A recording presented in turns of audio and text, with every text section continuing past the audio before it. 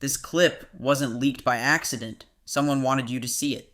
The man in the hallway, that's Diddy. The woman he's dragging, she's one of many. For years he danced in the spotlight. Now he's being dragged into the dark. So, what you're about to watch isn't just a scandal. It's a blueprint of how fame hides monsters. A small boy chased a big dream, but somewhere along the way, he started digging his own grave. Sean Combs, better known as Diddy, wasn't just a rapper. He was a movement, a businessman, a kingmaker. From the streets of Harlem to the penthouses of Beverly Hills, he rose fast, and for decades, nothing could touch him. But then came March 25th, 2024, a day that would stain his empire in red. 2 mansions, 2 cities, 1 operation, FBI, Homeland Security, LAPD, a storm, not of music, but of law, crashing into his world. What they found inside wasn't just illegal, it was disturbing, and maybe unforgivable. This isn't just a story of one man's downfall. It's a blueprint of silence, money, and control. Every case leaves a mark. These are red stains. This investigation didn't begin with a tweet, a headline, or a viral moment. It began with a woman named Hema. She was an assistant, quiet, trusted, the kind of person who was always present, but rarely seen. In December 2023, she walked into a private meeting with federal agents and handed over a burner phone. It contained maps, passwords, surveillance photos, and something else, a voice memo. That single act cracked the foundation, because Hema didn't just hand over secrets, she handed over a system. The phone showed rooms not found on blueprints, messages describing protocols for guest handling, names, codes, footage. And Hema wasn't alone. In the weeks that followed, more women stepped forward, quietly, anonymously, and under protection. The stories aligned, and what they described was more than abuse. It was orchestration. Homeland Security acted quickly, quietly. Other women came forward. One said, "We signed our silence away the day we entered that house." That silence was about to be broken. Harlem, 1969. Sean Combs lost his father to a bullet before he could form his first memory. That pain became fuel. By 24, he had launched Bad Boy Records, Biggie, Mace, Faith Evans. He wasn't riding the wave, he was the wave. But Diddy wasn't just signing artists, he was building a brand. Sean John Fashion, C-Rock Vodka, Revolt TV. A music mogul turned billionaire. He threw legendary parties, bought luxury homes, rubbed shoulders with presidents and royalty. To the public, he was inspiration. To the industry, he was intimidation. But kings don't rule without secrets. Success made him rich, but fear made him powerful. Behind the scenes, people spoke in whispers. Rooms guests weren't allowed to enter. Parties where phones were locked away. Contracts signed at the door. He was known for firing fast, punishing quietly, rewarding loyalty with money and fear. One woman said, "His smile was charm. His house, a maze, a trap. You could get lost, not physically, mentally." There were rumors of rooms with blacked out glass, cameras watching hallways, and guests waking up with no memory of how the night ended.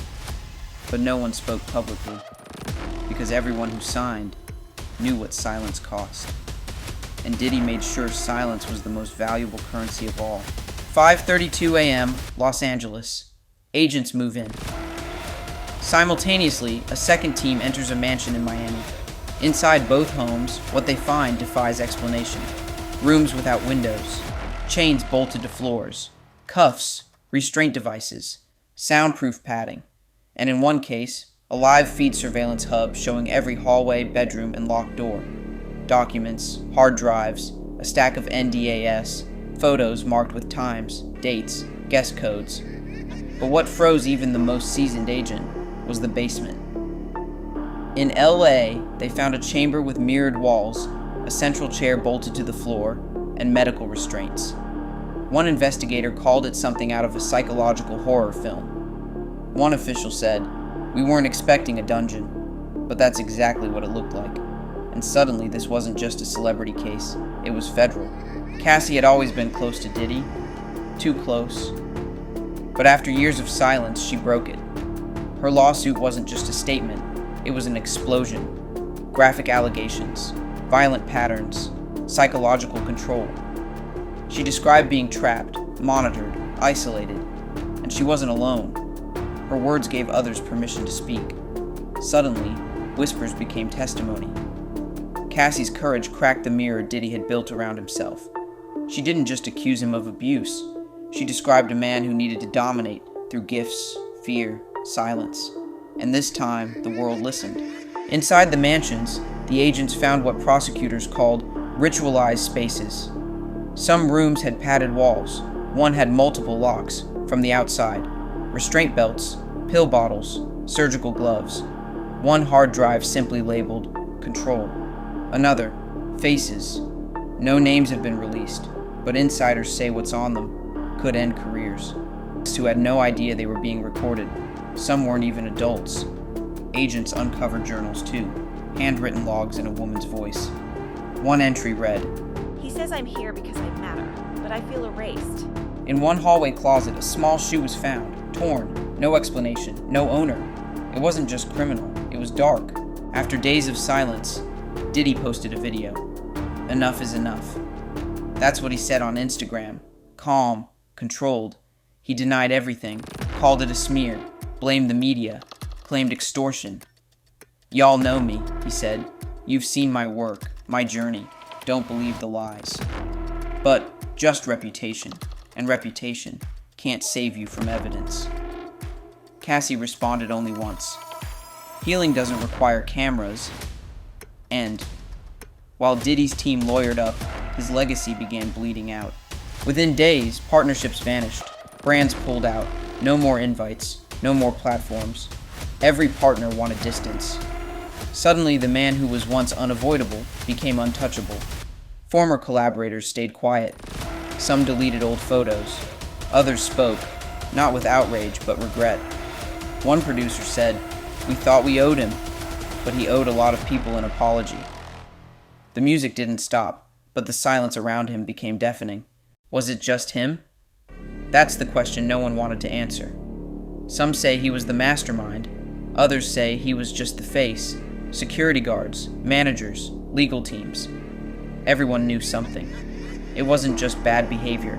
It was structured, engineered. One statement said, "You don't build this kind of system alone. You build it with shields." The FBI began mapping connections, guest lists, frequent flyers, offshore accounts. Some believe it's bigger. That Diddy's downfall was just a crack, and more names may follow.